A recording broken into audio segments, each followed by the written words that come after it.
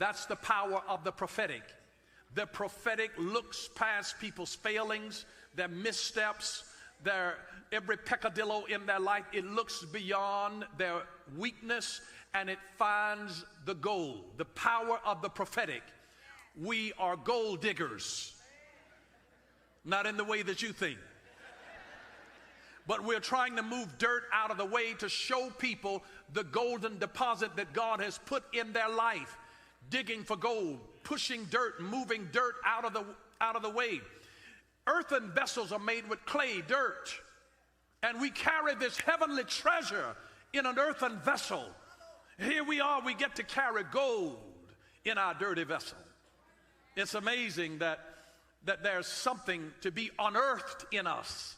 And that's why you have to, when you have the gift of prophecy in the Bible, more than any other gift, it said covet to prophesy. It didn't say to work signs and wonders and gifts of healings and all of that, and those are wonderful. But it said covet to prophesy. Because if a prophet of God can look into your life and see some treasure that you cannot see, you don't realize what a gift of God that is to you.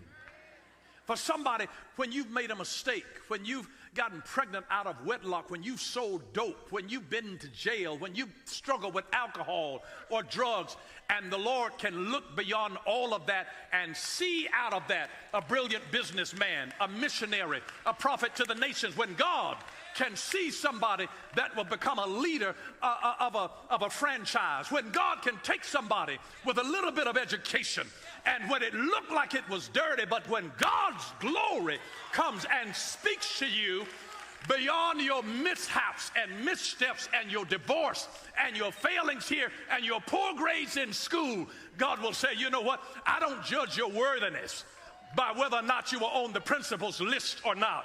Because some of our best businessmen, most of our best business people were C students anyhow. That's because they were looking out of the window and dreaming about the possibilities of what could be while everybody else was sitting there listening and taking the notes. Their minds were already looking in another dimension. And while the world might misdiagnose you with ADD, a prophet of God will tap you and say, no, this is the gift of God. God made you to be a visionary. That's why you're looking out of the window. That's why you can't keep your mind on where you are at the moment. They are showing you, who am I talking to in this place? That God wanted to unearth out of you gold.